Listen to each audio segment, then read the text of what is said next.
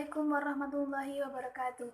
Kami kelompok 4 akan mempresentasikan tokoh-tokoh monumental sastra, di antara lain yaitu Wiji Tukul, Khairil Anwar, Jalaluddin Arumi, dan juga William Shakespeare. Silahkan disimak baik-baik berikut video ini.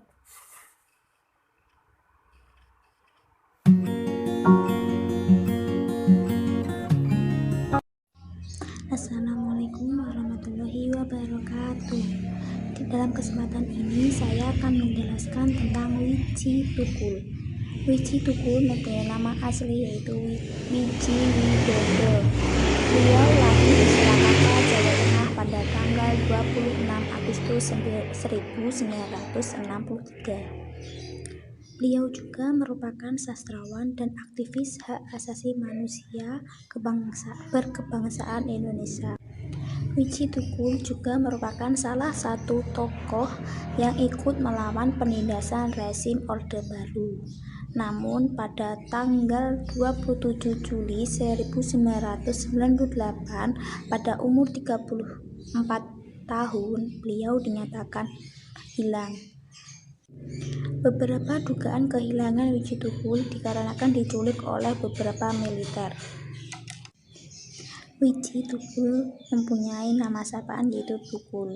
Dia adalah anak pertama dari 3 bersaudara. Dia mempunyai keluarga yang sangat sederhana dan dia tumbuh di keluarga Katolik. Ayah Wiji Tukul adalah seorang penarik becak dan ibunya adalah penjual ayam bumbu untuk memenuhi beberapa perekonomian keluarganya. Wiji Tukul mulai menulis puisi sejak SD dan tertarik pada dunia teater ketika duduk di bangku SMP. Bersama keluarga teater Jagat, ia pernah mengamen puisi keluar masuk kampung dan kota. Sempat pula menyambung hidupnya dengan berjualan koran, jadi calon karsis bioskop, dan menjadi tukang peletur di sebuah perusahaan mebel. Pada tahun 1987, Tukul menikah dengan istrinya yang bernama Siti Diah Sujirah alias Sipon, yang saat itu berposisi sebagai buruh. Tak lama semenjak pernikahannya, pasangan ini dikaruniai anak pertama bernama Fitri Ngantri Wani. Kemudian pada tanggal 22 Desember 1993, anak kedua mereka lahir yang diberi nama Fajar Merah. Tukul pernah bersekolah di SMP Negeri 8 Solo dan melanjutkan pendidikannya hingga kelas 2 di Sekolah Menengah Karawita Indonesia, jurusan Tari. Tukul memutuskan untuk berhenti sekolah dikarenakan kesulitan keuangan. Ada 3 sajak Tukul yang populer dan menjadi sajak wajib dalam aksi-aksi massa, yaitu Peringatan, Sajak Suara, dan Bunga dan Tembok, atau ketiganya dari dalam antologi Mencari Tanah Lapang yang diterbitkan oleh Madus Amici Belanda pada tahun 1994. Tapi sesungguhnya antologi tersebut diterbitkan oleh kerjasama KITFL dan penerbit Hastra Mitra Jakarta. Nama penerbit fiktif Manus Amici yang digunakan untuk menghindari dari pelarangan pemerintah Orde Baru. 2 kumpulan puisinya yaitu Puisi Pelo dan Dharma dan lain-lainnya, Puisi Bunga dan Tembok, Puisi Peringatan, dan Puisi Kesaksian. Wiji Tukul juga mempunyai beberapa prestasi, yaitu pada tahun 1989 beliau diundang membaca puisi di Kedutaan Besar Jerman di Jakarta oleh Goethe Institute. Dan 1991 ia tampil ngamen puisi pada Pasar Malam Puisi atau Erasmusbus atau Pusat Kebudayaan Belanda Jakarta. Tahun 1991 ia memperoleh Ripon and Crown Award yang diberikan oleh Waterschilding Belanda bersama W.S. Rendra. Tahun 2002 beliau dianugerahi penghargaan sebagai Yap Tem Pine Award pada tahun 2002. Di tahun yang sama, dia mendeklarasikan sebuah film berdokumenter tentang Wiji Tukul dibuat oleh Tinu Polsky.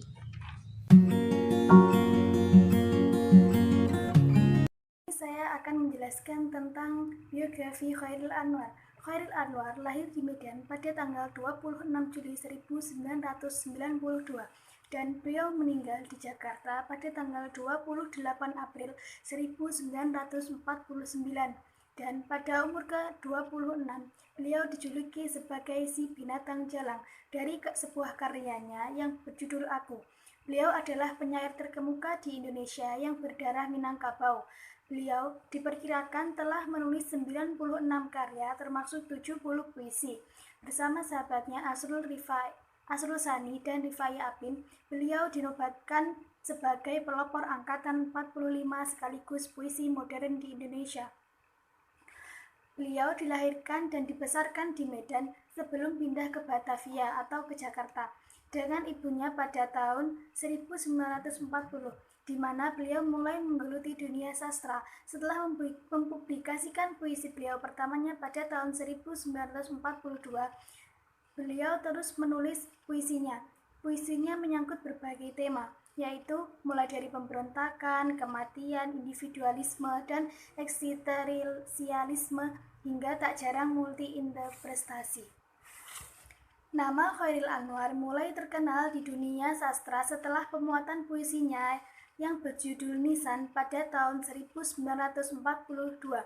Saat itu, beliau baru berusia 20 tahun. Hampir semua puisi-puisi yang beliau tulis merujuk pada kematian. Namun, saat pertama kali beliau mengirimkan puisi-puisinya di majalah Panji Pusaka untuk dimuat, banyak yang ditolak karena dianggap terlalu individualistis dan tidak sesuai dengan semangat kawasan kemakmuran bersama Asia Timur Raya. Ketika menjadi penyiar radio Jepang di Jakarta, Chairil jatuh cinta pada Sri Ayati, tetapi hingga akhir hayatnya Chairil tidak memiliki keberanian untuk mengungkapkannya. Puisi-puisinya Chairil beredar di atas kertas murah selama masa pendudukan Jepang di Indonesia dan tidak diterbitkan hingga tahun 1945. Kemudian, beliau memutuskan untuk menikah dengan Hapsah Wirareja pada tanggal 6 Agustus 1946 dan mereka berdua dikaruniai seorang anak bernama Eva Wani Alisa, tetapi akhirnya mereka berdua bercerai pada tahun 1949. Selama hidupnya, Chairil telah menulis sekitar 94 karya termasuk 70 puisi. Kebanyakan tidak dipublikasikan hingga kematian beliau. Puisi terakhir Chairil berjudul Cemara Menderai Sampai Jauh, ditulis pada tahun 1949, sedangkan karyanya yang paling terkenal berjudul Aku dan Karawang Bekasi. Semua tulisannya, baik yang asli, modifikasi, atau yang diduga dijiplak, dikompilasi, dan 3 buku yang diterbitkan oleh Pustaka Rakyat. Komplikasi pertama berjudul Deru Campur Debu, kemudian disusul oleh Kerikil Tajam yang Terampas, dan yang putus, dan yang ketiga Menguak Takdir, kumpulan puisi dengan Asrul Sani dan Rifai Apin. Karya-karya Chairil Anwar yang diterbitkan. Yang pertama, Deru Campur Debu pada tahun 1949, yang kedua Kerikil Tajam yang Terampas dan yang putus pada tahun 1949, yang ketiga Menguak Takdir pada tahun 1950 dengan Asrul Sani dan Rifai Apin. Yang keempat, Aku Ini Binatang Jalang, koleksi sajak tahun 1942 sampai 1949, disunting oleh pihak Pamusuk NST. Kata Penutup oleh Sapardi Djoko Damono pada tahun 1986. Yang kelima, Derai-Derai Cemara pada tahun 1998. Dan yang keenam diterjemahkan dari Andre Gide. Yang ketujuh, Pulanglah Dia Si Anak Hilang tahun 1948, diterjemahkan karya Andre Gide. Yang kedelapan, Kena Gempur tahun 1951, Terjemahan karya John Steinbeck.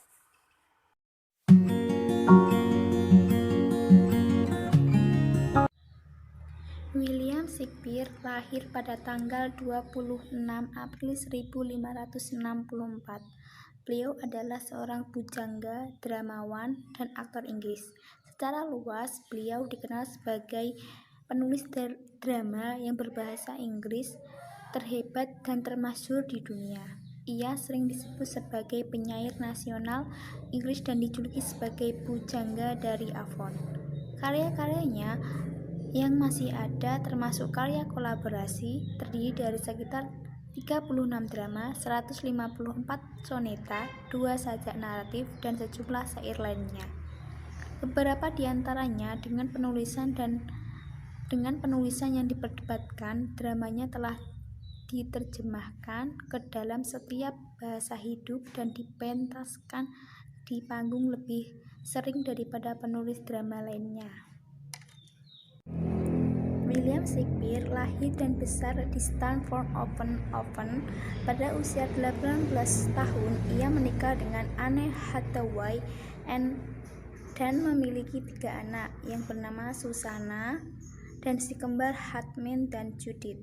Antara tahun 1585 dan 1592, ia memulai karir yang sukses sebagai aktor, penulis, dan pemilik perusahaan drama bernama Lord Cumberland yang kelak berganti nama menjadi Kingsman.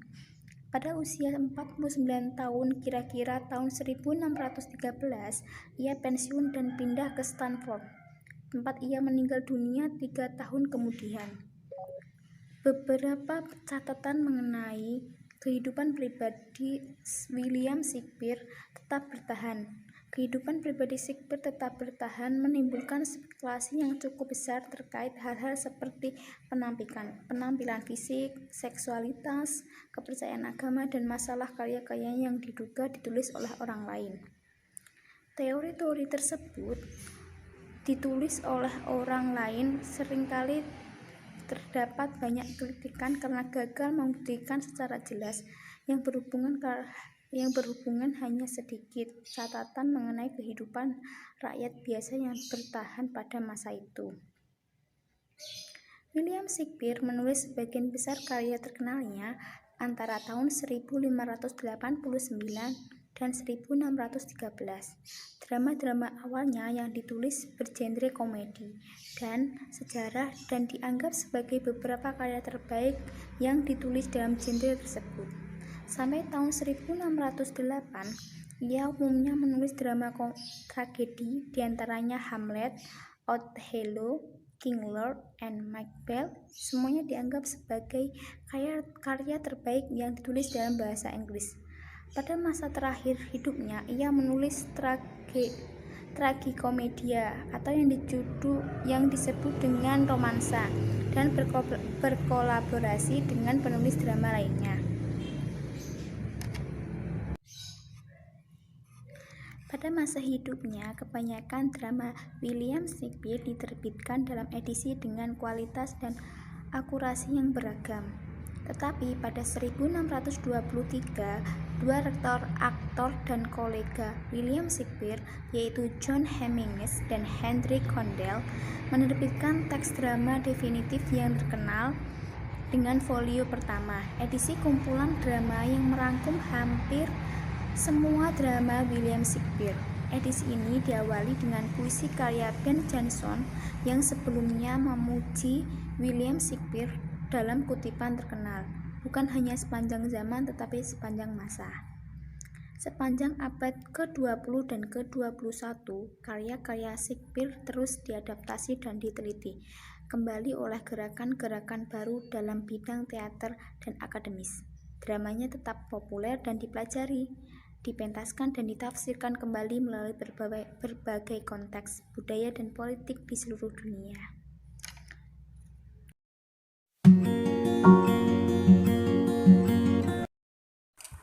Saya akan menjelaskan profil tentang Maulana Jalaluddin Rumi Muhammad bin Hasan bin Al-Khatbi Al-Bagri, atau biasa disebut dengan Jalaluddin Rumi, atau sering pula disebut dengan nama Rumi. Beliau adalah seorang penyair sufi yang lahir di Bahl atau di Samarkand pada tanggal 6 Rabiul Awal tahun 604 Hijriah atau tanggal 30 September 1207 Masehi. Ayahnya masih keturunan Abu Bakar bernama Bahauddin Walad, sedangkan ibunya berasal dari keluarga kerajaan Khwarezm. Ayah beliau seorang cendekia. Beliau mampu berpandangan ke depan, seorang guru yang terkenal di Bahl. Saat beliau berusia 3 tahun karena terancam oleh serbuan Mongol, keluarganya meninggalkan Bahl melalui Khurasan dan Suriah sampai ke provinsi Rum di Anatolia Tengah yang merupakan sebagian Turki sekarang. Mereka menetap di Konya, ibu kota provinsi Rum. Dalam pengembaraan dan pengungsinya tersebut, keluarga sempat singgah di kota Nisapur yang merupakan tempat kelahiran penyair ahli matematika Omar Khayyam. Di kota ini, Arumi bertemu dengan Attar yang meramalkan si bocah pengungsi ini kelak akan masyhur yang akan menyalakan api gairah ketuhanan. Kumpulan puisi Rumi yang terkenal bernama Al-Masnawi Al-Maknawi konon adalah sebuah revolusi terhadap ilmu kalam yang kehilangan semangat dan kekuatannya. Isinya juga mengeritik langkah dan arahan filsafat yang cenderung melampaui batas, mengambil perasaan dan mengkultuskan rasio. Diakui bahwa puisi Rumi memiliki ciri khas tersendiri dibandingkan para sufi penyair lainnya. Melalui puisi-puisinya, Arumi menyampaikan bahwa pemahaman atas dunia mungkin didapat lewat cinta, bukan semata-mata lewat kerja fisik. Dalam puisinya, Arumi juga menyampaikan bahwa Tuhan sebagai satu-satunya tujuan, tidak ada yang menyamai.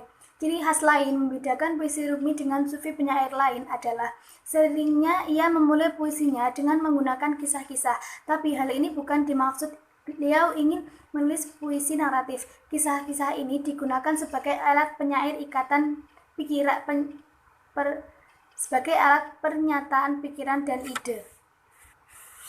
Banyak dijumpai berbagai kisah dalam satu puisi Rumi yang tampaknya berlainan, namun nyatanya memiliki kesejajaran dengan makna simbolik. Beberapa tokoh sejarah yang ia tampilkan bukan dalam maksud kesejahteraan, namun ia menampilkan sebagai imajinasi simbolik. Tokoh-tokoh semisal Yusuf, Musa, Yakub, Isa, dan lain-lain ia tampilkan sebagai lambang dari keindahan jiwa yang mencapai makrifat. Dan memang tokoh-tokoh tersebut terkenal sebagai pribadi yang diliputi oleh cinta ilahi. Salah satu karya beliau yang terkenal adalah "Jangan tanya apa agamaku, aku bukan Yahudi, bukan Zoroaster, bukan pula Islam, karena aku tahu begitu suatu kusebut kau akan memberikan arti yang lain daripada makna yang hidup di hatiku."